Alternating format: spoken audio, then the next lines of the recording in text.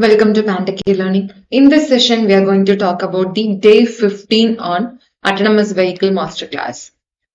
So in last session, we discussed how to create and how to extract the vehicle data from recorded data, and we have to add the import, that is especially ASAM Open Drive Road Network, into the driving scenario by using the MATLAB command approach.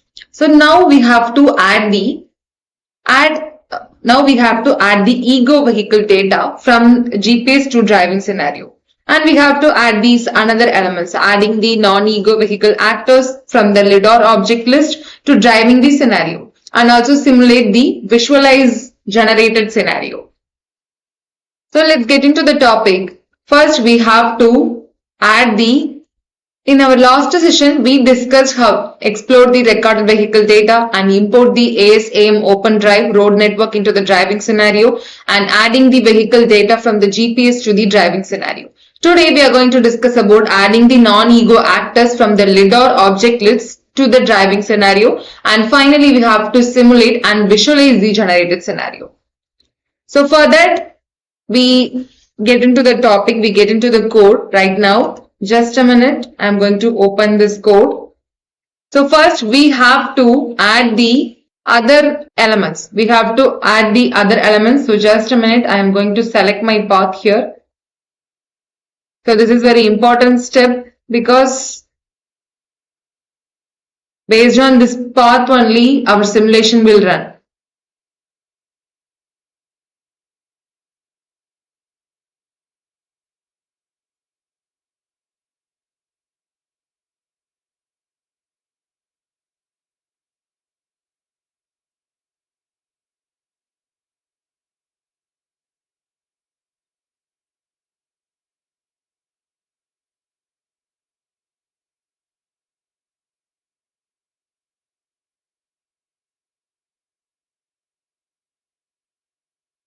So yesterday we discussed how to explore the recorded vehicle data and import the ASM Open Drive file, and today we are going to adding the non-ego actors. So especially this non-ego actors from the LiDAR object list to the generated scenario. So let's do that one. So what is this? This non-ego post file equal non-ego urban.txt file. So what is the meaning in the sense? We have to create the new variable, that is a non-ego post file. And this non-ego post file, what we get? This is that file format, that is a .txt format. And this line, it assigns a file name non-ego urban.txt to the variable non-ego pass file. So this file, it slightly contains the position data for the non-ego actors. Again, we are going to add the non-ego properties file. So this line, it assigns a file's name, that is a non-ego properties.txt to the variable non-ego properties file. So this file, it probably contains some additional properties that associated with the non-ego actors. And again, we are going to connect the non-ego data and non-ego properties. So this line, it calls the function helper get non-ego data. So this is what the helper get non-ego data. This line, it calls that function with the two arguments. So what is the two arguments? One is the non-ego position file and non-ego properties file. So the function then reads that file and returns two output. What is the two output? One is a non-ego data and another one is a non-ego properties. So this non-ego data, it contains the position and timestamp information for the non-ego actors. And next one, non-ego properties. This property, it contains additional properties that associated with the non-ego actors, such as their classes, such as their sizes, or such as their behavior. So we ensure the file name is provided as a non-ego urban.txt file and non-ego properties.txt file. So again, we are going to create a new actors, that means a new variable. So this line, it extract the actor ID from the actor ID field of the non-ego data. So this non-ego data of one and actor ID, it extract the actor IDs from the first entry of the actor ID field. So again, we use a unique function. then it returns only the unique actor ID. So next we are going to create a helper compute non-ego data. So with this 4 arguments. So what are the 4 arguments? Ego data, ego waypoints, and non-ego data, and ego angle. So ego data, it's one kind of the data that is related to the ego vehicle, which might be used for computing the trajectories that is relative to the ego vehicle. And next one, ego waypoints. So these are likely the waypoints of the ego vehicle's trajectory. Next one is the non-ego data. So this structure, it contains data related to the non-ego actors such as their position and also the timestamp. And next one is the ego angle. So this could be the angle of the ego vehicle which is used for computing the trajectories that is relative to the ego vehicle. So now we are going to create a for loop. So inside this for loop, so this for I equal 1 is to size of non-ego properties and class ID. This line, it starts a loop that iterates from 1 to the number of rows to the class ID field of the non-ego property structure. So it is a very essential going through each non-ego actor's properties one by one. So again we use the switch case here. So this switch non-ego properties dot class ID of 1, this line, it checks the value of the class ID field for the ith non-ego actor. This switch statement allows us to execute the different blocks of the code depending on the value of the expression. And again case 3, so this case 3 line, it indicates if the class ID of the current non-ego actors is 3 in the sense, then execute the following block of the code. So what is the following block? Non-ego properties of mesh I, 1 and driving scenario dot bicycle mesh. This line, it assigns a mesh representing the bicycle to the ith non-ego actor in the mesh field of the non-ego property structure. So again we create the case 2. So this line, it indicates if the class ID of the current non-ego actor is 2, then executes the following block of the code. So the non-ego properties of mesh of I, 1 and driving scenario is a track mesh. And again we are going to create the otherwise option here. So this otherwise, it's line indicating what to do if none of the previous cases match. In other words, the class ID of the current non-ego actor does not match 2 or 3. Then execute the following block of the code. So this is the block of that code. And we are going to finally end our loop here. So now we are going to create the another one more loop for the actors. So the first line, it indicates, it starts a loop that iterates over the each non-ego actor. What is the non-ego actors? Actor, vehicle, and inside this vehicle, inside this loop, this code, entire code, it creates a vehicle object for the each non-ego actor using the vehicle function.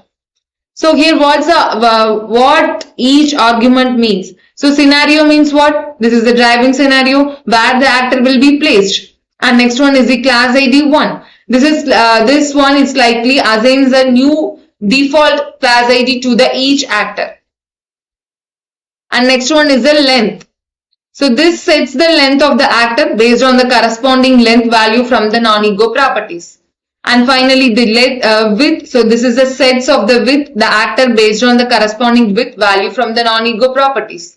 And again is the height. So this, it sets the height of the actor based on the corresponding height value from the non-ego properties. And next one is the plot color. So it sets the color of the actors based on the corresponding color value from the non-ego properties. And finally we create the mesh. So this, it sets a mesh, that means a visual representation of the actor based on the corresponding mesh value from the non-ego properties. And we have to create the trajectory. This line, it creates a trajectory for the current actor using the trajectory function. So actor, non-ego waypoints, and non-ego speed. So this is the actor for which the trajectory is being created. That is what actor. And non-ego waypoints, this one is likely contains the waypoints for the current actor.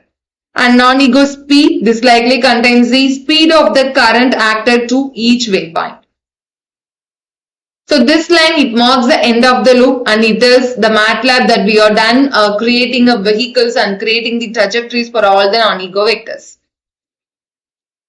So now we are going to create a custom figure window and define the access object. So for that, first we have to create the figure. So fig equal to figure, that is a new variable name. So we are going to plotting the driving scenario and also the actors. And we are going to set this function here. So inside this set, we use a fig dot position and 800, 600. So this means this line, it sets the position and size of the figure window. 0, 0, 800, 600. It specifies the position and size, and that means width and height. So the figure is positioned at the top left corner of the screen with the width of the 800 pixel and also the height of the 600 pixels. And again we are using the move GI function here. So what does it mean? This line, it moves the figure window to the center of the screen. It ensures that the figure appears at a more convenient location. So this line, it moves the figure window to the center of the screen. That is why we use this move GUI function.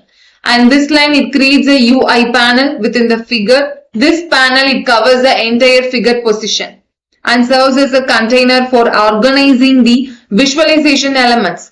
So what is the title of the panel? So we have to set the title, that is the ego, vehicle and actors. And next one is the Hutch Card PLT. So this line, it creates an access object within the panel.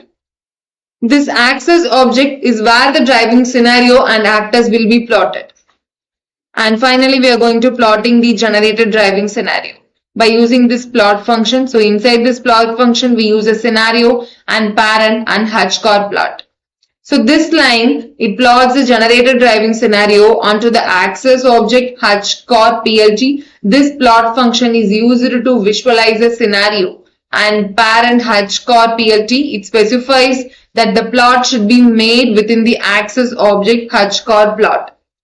And we define the access for that. So 270, 320, 80, 120. So this line, it sets the limit of the access to focus on a specific region of the scenario.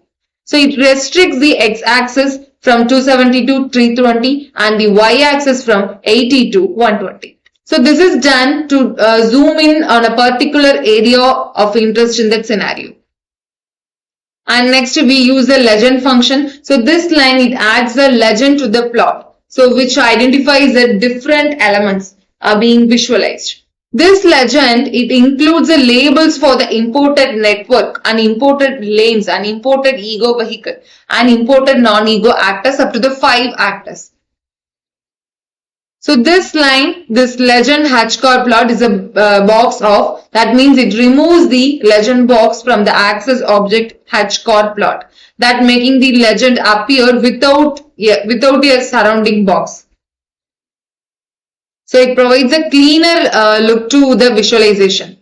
This course, it sets up some custom figure window and access object for the visualization and plot the generated driving scenario with the specified limit. So finally, we are going to create a new figure. Inside this new figure, we use a plot function. So inside this plot function, it creates a waypoints of the ego vehicle trajectory. So what is the waypoints? Non-ego waypoints of 1, and it represents the x coordinate, and 2 is the y coordinate, and color parameter is it specifies the color of the line. Yeah, so it specifies the color of the line. So 0, 0.447 and 0.741, line width is 2. It sets the thickness of the line to 2.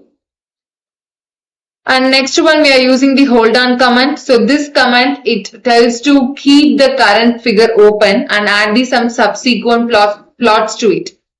So again, we are using the for loop here. So inside this for loop, we use within that loop, the line plots the waypoints of the each non-ego actor's trajectories.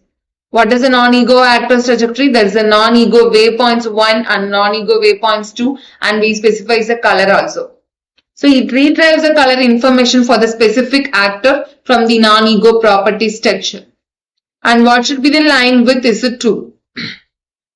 And end of the loop, and we use the axis of type. So this means this axis of type, it adjusts the axis limit to fit the plotted data.